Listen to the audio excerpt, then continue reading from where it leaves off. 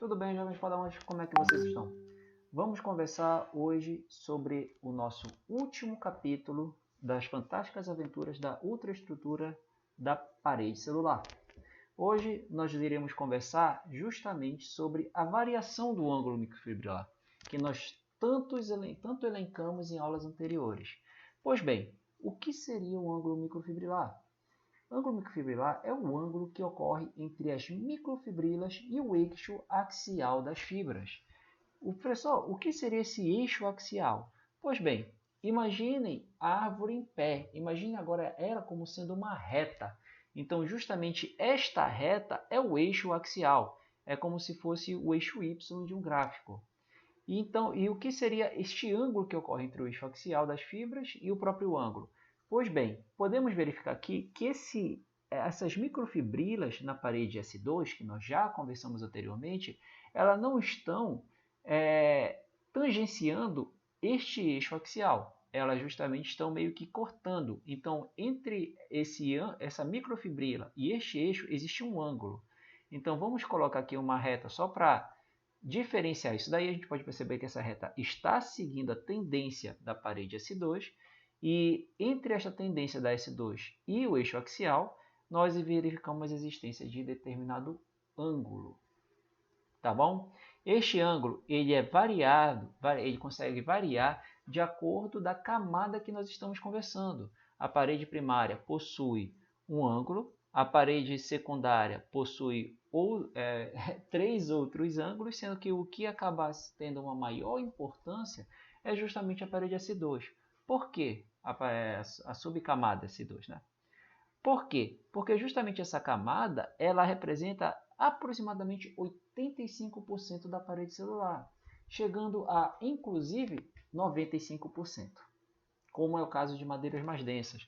Então, justamente, devido o material madeira ser composto basicamente por parede secundária e a parede secundária ser basicamente camada S2, então a gente pode entender que o que nós estamos tocando quando a gente toca uma madeira é justamente essa matéria sólida de parede secundária, principalmente o que tange S2. Então, boa parte das propriedades físico-mecânicas do material madeira são um reflexo da estrutura da parede secundária barra camada S2.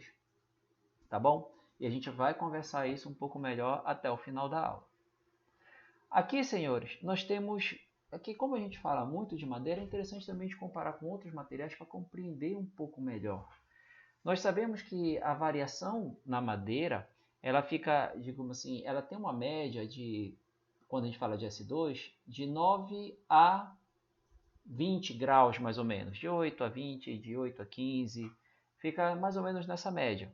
Quando a gente fala como se fosse de madeira, é de 3 a 45, porque vocês se lembram que a parede primária, a S1, ela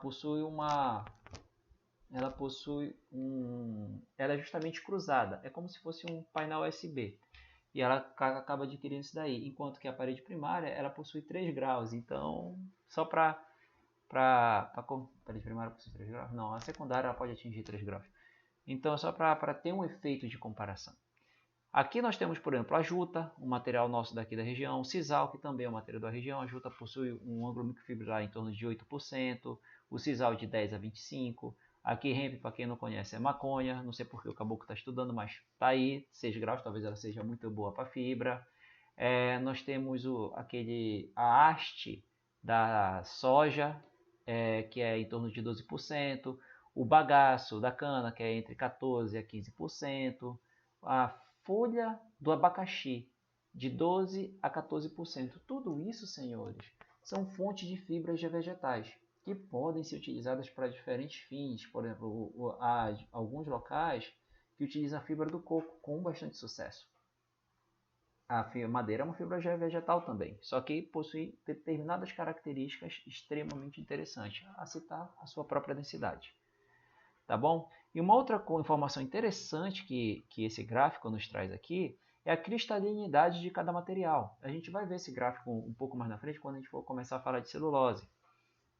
Que a gente, por exemplo, verifica que a juta, a maconha, também fica em torno de 50% a 80%. E já a madeira, a cristalinidade vai de 40%, que é bambu, desculpa, vai de 50% a em torno de 70%. A cristalicidade deste material que vai nos acompanhar o resto da vida. E qual a importância da cristalinidade na madeira? Pois bem, senhores, isso é um assunto que a gente irá abordar na aula de celulose. Então vamos aguardar só um pouquinho mais. Aqui a proporção de celulose em cada material, a gente percebe que tem material que tem até 70% de celulose, enquanto aqui a madeira ela fica uma média de 45% a 50%. Agora a gente vai começar a falar um pouco da variação desse ângulo microfibrilar para poder compreender um pouco melhor, para poder compreender a importância disso daí. Pois bem, o ângulo microfibrilar, a gente vai começar a falar por fonte. Por que por fonte? Porque a gente está conversando aqui sobre as diferentes fontes de material, certo? Quando a gente fala por fonte, o ângulo microfibrilar é o principal parâmetro que contribui para a resistência da fibra, seja ela madeira, seja ela de sisal, seja ela de juta. E a gente tem uma regra geral quanto a isso. Vale ressaltar que o que a gente está falando é de material biológico, e então tem outros fatores que contribuem para isso daí, mas o ângulo fibrilar é um dos principais, tá bom? Então, quanto maior a proporção de celulose e menor ângulo fibrilar, a fibra se torna mais resistente aos esforços de tração. O que seriam esses esforços de tração?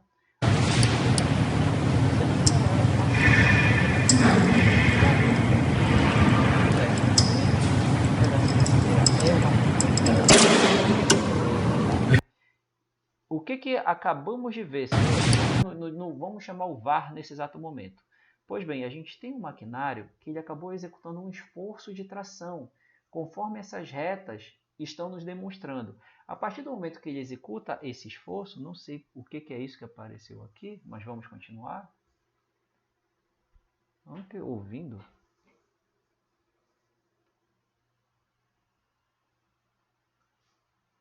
Pois bem, vamos continuar que já tem 15 minutos de vídeo, não vamos perder isso daí não. A partir do momento que houve esse esforço por parte do maquinário, uma máquina de saia universal, aqui a madeira começou a reagir a esse esforço. Vale lembrar da lei de Newton, né? Para cada ação existe uma reação. Então aqui a gente acabou tendo uma reação. Enquanto essa máquina puxava aqui para cima, a madeira começou a executar um esforço aqui para baixo. E quanto a máquina puxava a madeira para cá para baixo, a madeira começou a executar um esforço para cá para cima, para poder reagir a essa força e se manter, né? Não deformar e manter a sua estrutura original. Mas, pessoal, o que isso tem de tão importante? Pois bem, vale lembrar que isso aqui é uma fibra, certo? E que quem dá essa resistência à tração à fibra é justamente a celulose. Quando a gente se fala celulose, leia-se microfibrilas. E quando se fala isso, são as microfibras da parede da subcamada S2. Então, justamente elas vão estar inclinadas, elas não vão estar nesse eixo. Por que eu estou falando tudo isso? Primeiramente, porque a gente começa a calcular a força a partir daí. De uma forma bem resumida e didática, a gente pode dizer que força é, na verdade, massa vezes aceleração vezes cosseno de θ nesta situação em que a gente está conversando. Só que o cosseno de θ de zero, que é justamente aqui, por exemplo, aqui, digamos assim que a microfibrila fosse 0 graus, ela seria igual a 1. Então, esse cosseno de θ deixaria de existir, seria só a massa vezes a aceleração, porque apenas estaria multiplicando por 1. Só que, o que acontece? As microfibrilas elas não estão a 0 graus. Aqui, por exemplo, ela está a 15 graus, tá bom? Então, o que acontece isso? O cosseno de θ a 15 graus ele é 0,75. Então, vamos pegar um exemplo didático. Vamos dizer que essa força aqui seja de 10 newtons. Não, perdão, vamos dizer que a resistência máxima dessa microfibrila aqui, certo? Sejam 10 newtons, valores extremamente didáticos, tá? Então, o que vai acontecer? Ela tem uma resistência máxima de 10 newtons, só que a partir do momento que eu executo uma força de tração aqui nela, ela não vai estar a 0 graus. Então, quando eu vou fazer essa força de reação, essa força que ela teria de 10 newtons, na verdade, ela vai ser perdida em 15%, porque aí vai ter um 0,75 para ser multiplicado ao final. Deu para entender, senhores, mais ou menos, a importância dessa angulação? Então, quanto menor essa angulação, mais resistente vai ser o material, mais vai ser resistente vai ser a fibra. Tudo bem? Uma outra coisa que é interessante quando fala por fonte é que quando o ângulo microfibrilar, aqui, tá em inglês essa sigla, mas a gente pode chamar de AMF. Quando o ângulo microfibrilar é alto, a propriedade de ductibilidade das fibras ela é afetada. Pois bem, o que seria essa ductibilidade? Seria justamente uma forma do material se tornar mais maleável. Então, quanto mais alto o ângulo microfibrilar, mais elástica acaba sendo este material, tá bom? E neste caso, a gente tem aqui, por exemplo, citei como exemplo a madeira. A madeira, apesar de ser um material rígido, um material sólido, ele é um material elástico. E por que ele é elástico? Principalmente porque precisa. Porque se a árvore ela não fosse elástica, ela simplesmente tombaria por ação do vento. Então o que faz aqui? A partir do momento que o vento está exercendo uma carga em cima dessa copa, a árvore ela simplesmente se contorce um pouquinho, passou o vento, ela volta ao ponto de origem. Então o que acontece aqui? Nesta região, a madeira ela precisa ter um maior ângulo microfibrilar. E já a base aqui, ela precisa ser mais rígida para poder sustentar essa movimentação. Então, nisso, a gente vai começar a falar a variação do ângulo microfibrilar dentro da árvore. Pois bem, balizado no exemplo anterior, aqui a gente tem um trabalho do Mota, de 2020, que ele trabalhou com variação do ângulo microfibrilar da madeira de cumaru, de Pteryx odorata. E o que ele verificou? Que o ângulo microfibrilar na base ele é de aproximadamente 7 graus. Vamos colocar 7,25. E que este ângulo ele vai aumentando à medida que a gente vai chegando no topo da árvore, chegando até aproximadamente 10,25 lá no topo. E o que isso quer dizer? Primeiro, que dentro de uma árvore, este ângulo microfibrilar ele varia, tá bom? Ah, por que ele varia? Por esses fatores. E a gente acabou de citar um exemplo, porque tem um momento em que a árvore ela precisa ser mais maleável, tem um momento que a árvore ela precisa ser mais rígida. Isso depende da fase de vida dela, depende do tipo de lenho que a gente está conversando, e depende inclusive das condições em que ela se encontra. Que às vezes ela se encontra em uma determinada situação que ela precisa ser extremamente maleável ou extremamente rígida. Temos um exemplo aí, por exemplo, o fototropismo, tá bom? Que a gente vai conversar lá na frente.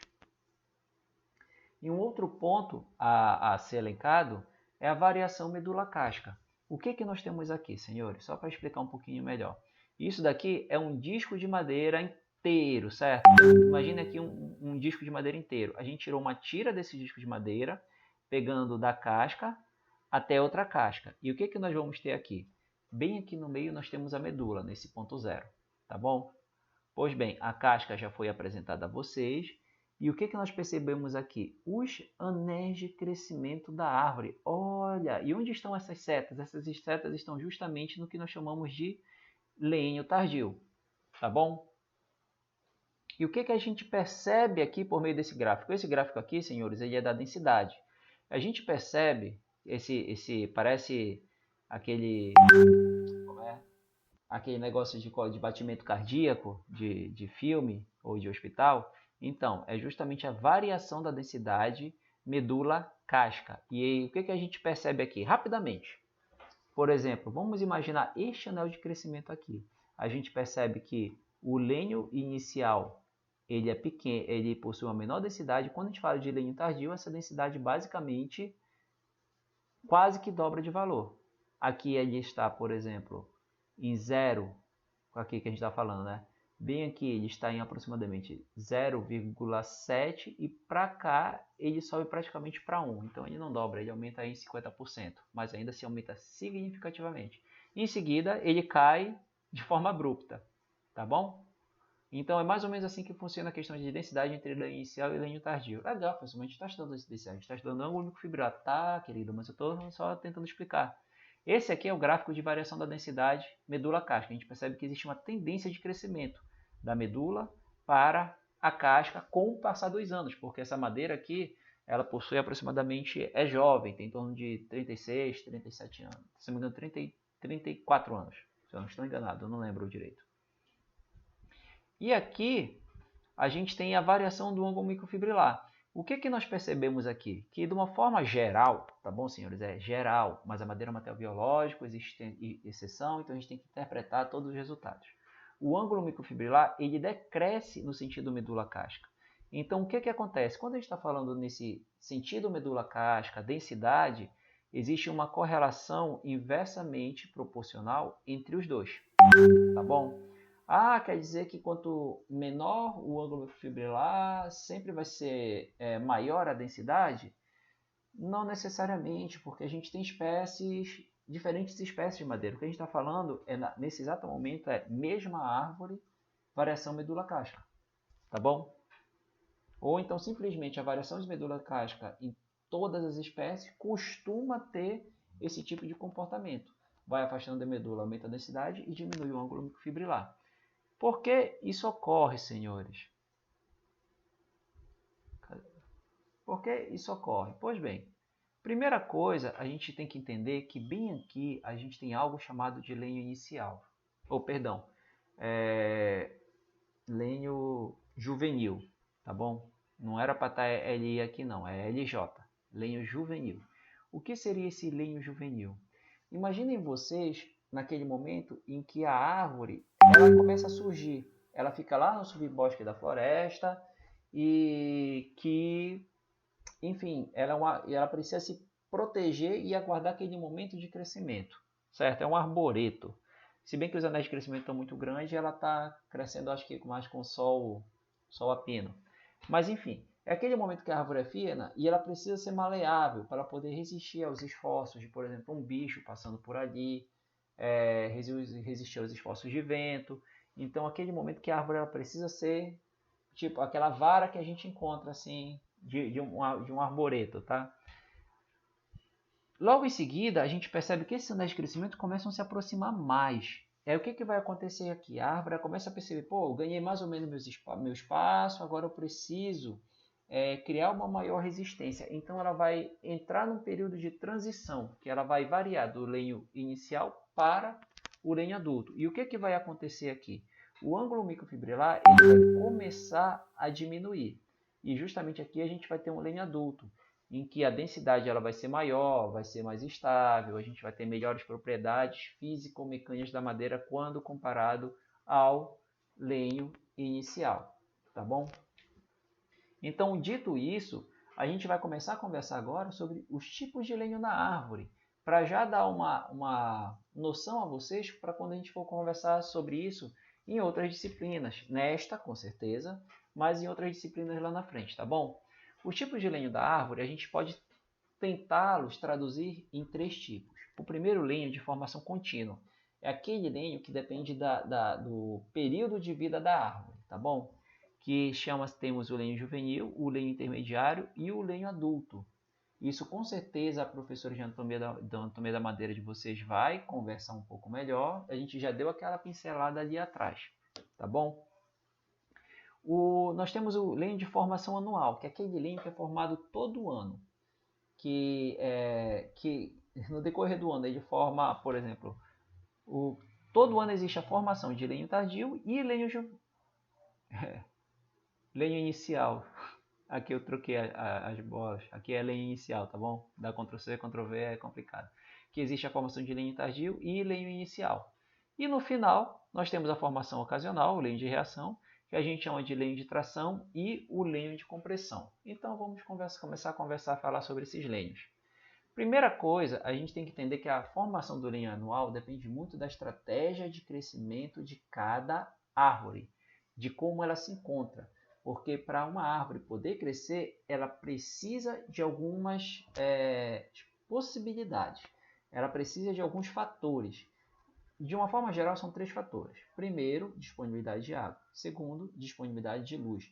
Terceiro, disponibilidade de uma temperatura plausível para o crescimento dela. Quando a gente está falando no clima amazônico, geralmente nós temos luz a rodo o ano todo, temperatura, caras, elas conseguem crescer, é a gente que não consegue sobreviver, dependendo da época do ano. E o que vamos ter aí, digamos assim, que acaba sendo um fator limitante é a disponibilidade de água. Por quê?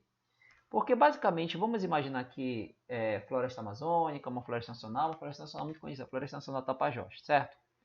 Primeira coisa, ela tem um período de ano com vasta disponibilidade pluviométrica. Nós temos aí quase 6 meses, 4 meses assim que chove bastante e os outros 2 meses que continua tendo, tem menos chuva, mas continua tendo bastante.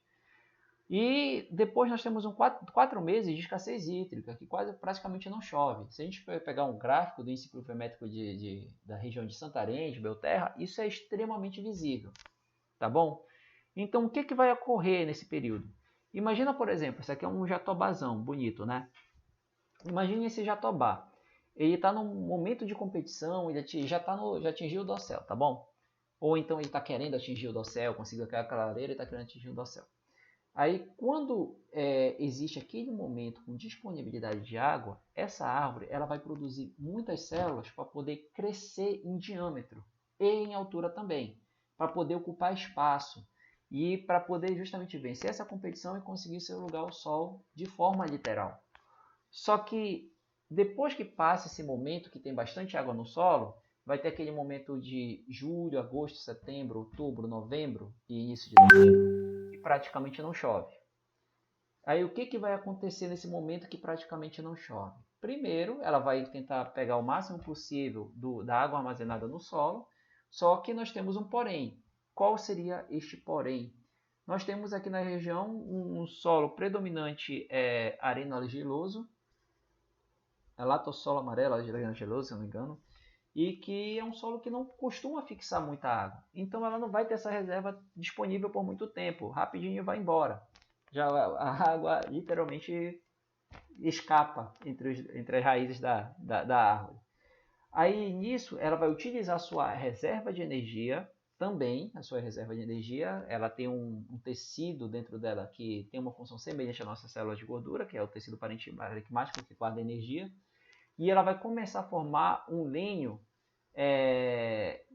como eu posso falar, vai formar menor quantidade de tecido, mas com uma maior especialização. Ela vai gastar menos energia produzindo muitas células e vai passar a gastar mais energia especializando poucas células. Justamente por isso, deixa eu voltar esse slide, que nós temos essa diferença entre lenho inicial e lenho tardio. Justamente aqui a gente tem essa parte mais escura, é que, por exemplo, aqui ela investiu em fibras, por exemplo, com parede celular mais espessa, bem mais espessa. E isso aqui com poucas fibras. Enquanto que nessa parte aqui que está mais clara, são fibras de menor densidade, são células de menor, que são produzir várias fibras, mas de menor densidade. O lume ele acaba sendo bem mais espesso e a parede em si ela acaba sendo mais delgada. Tá bom? Aí, aí justamente nesses 4 meses de escassez hídrica, vai ter o que nós chamamos de lenho tardio. Tá bom? Aí vocês entenderam o lenho inicial, o lenho tardio? Tranquilo. Aqui tem uma outra situação. Por que eu coloquei essa outra situação? Para vocês compreenderem que tudo depende do sistema e a gente precisa interpretar esse sistema. Por exemplo, na várzea, nós temos raízes submersas por longos períodos, que é justamente o período em que no período de chuva, que é o período que essa aqui está em amplo crescimento. O que acontece? Devido à raiz estar submersa, acaba faltando oxigênio para o metabolismo. Aí, basicamente, nessa época do ano, ocorre uma diminuição ou cessar da atividade do câmbio. O câmbio não produz célula ou quando produz célula é muito pouco. Então, justamente nesse momento que ele vai fazer o seu lenho tardio. Aí, depois, no período de seca, o que ela vai fazer? Baixou o nível da água? Beleza. Aí ela vai ter uma disponibilidade ideal de água no solo. A luz sempre teve, né? Então ela começa, e a temperatura também, e ela começa a retomada da atividade cambial e ela começa a fazer o lenho inicial a partir desse momento. Tá bom? Só para exemplificar isso aqui justamente é uma madeira de palmulato, ou escorrega-macaco, que é uma madeira de várzea, e aqui temos anéis de crescimento extremamente bem demarcado dessa madeira, tá ok? E aqui é a foto do palmulato. Pois bem, senhores, ainda falando de formação anual, só para demonstrar para vocês, por que nós temos aqui, isso aqui é uma foto microscópica de uma gimnosperma, aqui nós temos o lenho inicial e bem aqui nós temos o lenho tardio, e a gente consegue perceber essa parte vermelha é justamente a parede celular. Aqui a gente percebe que as paredes celulares e essa parte branca é o lume das fibras. A gente, no caso aqui, traqueídeos, né? Desculpe, mas já corrigi. Então a gente consegue perceber que o lume é extremamente largo e a parede ela é delgada. Quando a gente compara essa daqui, por exemplo, que o lume ele é bem diminuto e a parede é extremamente espessa quando comparado a essa daqui. Isso daqui, senhores, não é fibra, viu? É canais resiníferos. Isso aqui é uma Conigâmea lanceolata. Enquanto que aqui nós temos um jatobá. Aqui a gente percebe que, por exemplo, quando a gente trabalha com a macroscopia, a diferença de cor é um pouco difícil. Mas quando a gente trabalha com disco de madeira, é bem mais fácil visualizar isso daqui. E o anel de crescimento, ele possui esse espessamento da parede das fibras, que é bem aqui, onde não tem mais os vasos, tá bom? E logo em seguida, quando começa o lenho inicial, ele forma uma camada de parênquima antes do início para startar o processo em seguida. Tá bom? Pois bem, agora a gente vai começar a conversar sobre o lenho de reação, que é aquele lenho ocasional que eu falei para vocês. O que seria o lenho de reação?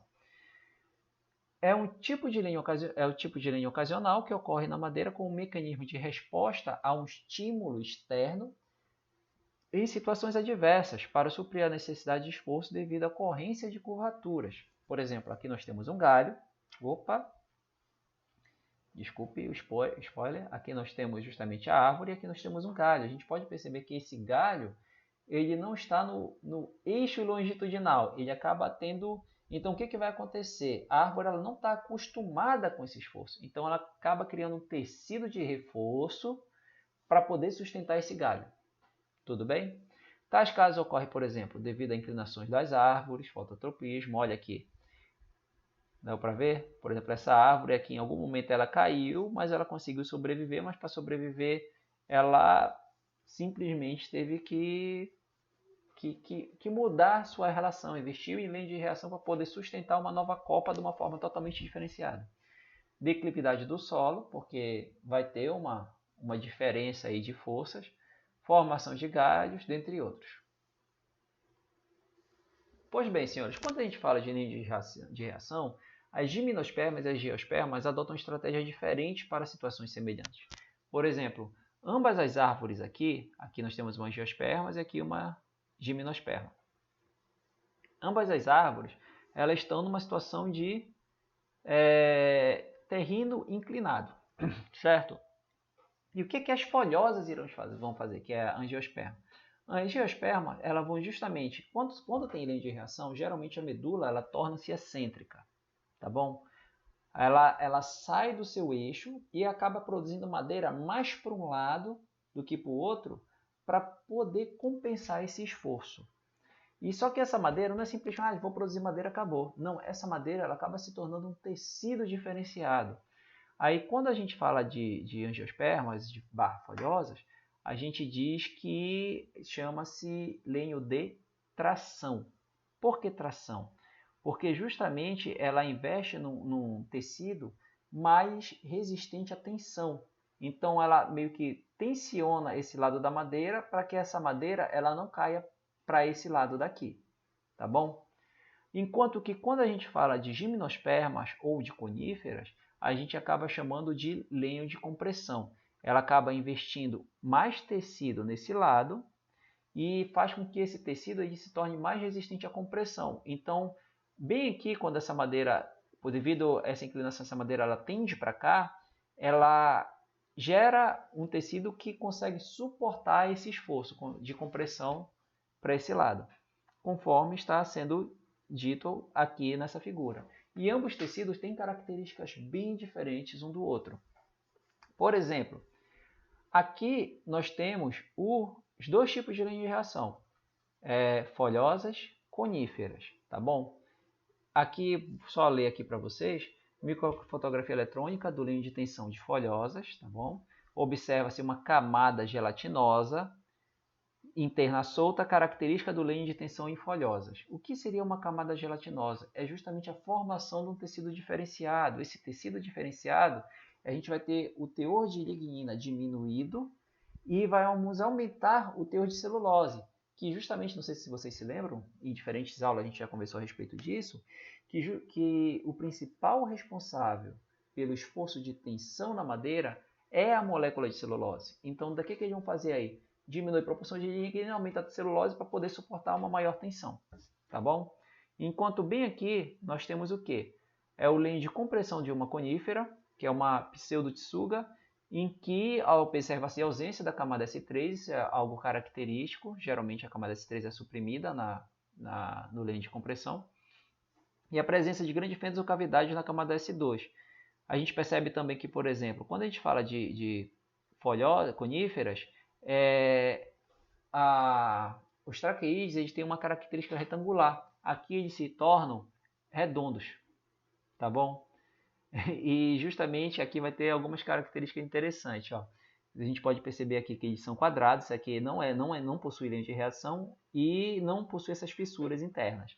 Então aqui acaba tendo uma parede mais espessa e uma parede mais rica em lignina para suportar os esforços de compressão. O que a gente percebe aí? Que a transição entre o lenho inicial e o lenho tardio é quase inexistente. Estamos falando nesse momento de lenho de compressão. Que o formato ele é arredondado das traqueídeas, que ele possui elevado conteúdo de lignina e menor conteúdo de celulose quando comparado ao lenho de oposto, o lenho normal, e apresenta maior resistência à compressão axial e perpendicular, para justamente suportar aquele esforço que a gente viu no slide anterior. E quando a gente fala de folhosas, ele é caracterizado anatomicamente pela falta de lignificação na parede celular, ou seja, tem pouca lignina aqui, ou quase não possui, ou não possui lignina. Mas geralmente é pouca lignina, diminui o teor de lignina. E frequentemente pela presença de uma camada gelatinosa no interior das fibras. Possui elevado conteúdo... Opa, isso aqui está errado. Ele possui elevado conteúdo de celulose e menor conteúdo de lignina, viu? Só é uma pegadinha aqui. Deu Ctrl+C, Ctrl+V do outro e esqueci de acertar.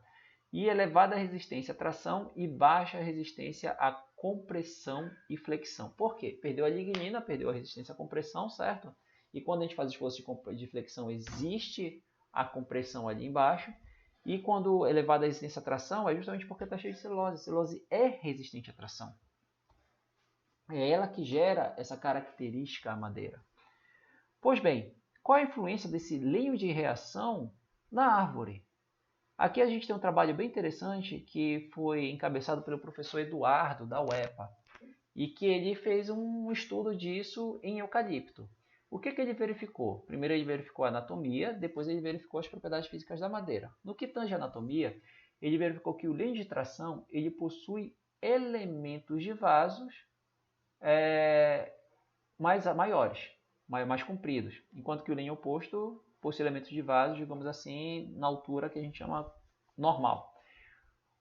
Enquanto que o comprimento das fibras também se torna maior no lenho de reação, no caso daqui lenho de tração, o diâmetro do lume das fibras diminui, conforme nós vimos nas fotos anteriores, e a espessura das paredes das fibras aumentam, ou seja, eles literalmente especializam as fibras ali para poder garantir uma maior resistência a esforços mecânicos.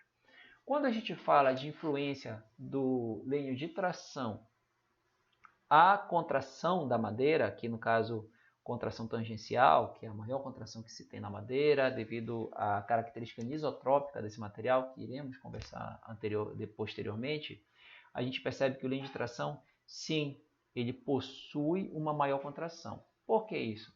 Senhores, possui parede mais espessa, como a gente já viu daí, ela automaticamente acaba contraindo mais, mas a gente vai conversar melhor em outro momento, tá bom, senhores? Quando a gente for falar de esterese. Oh, meu Deus, já fiz besteira aqui.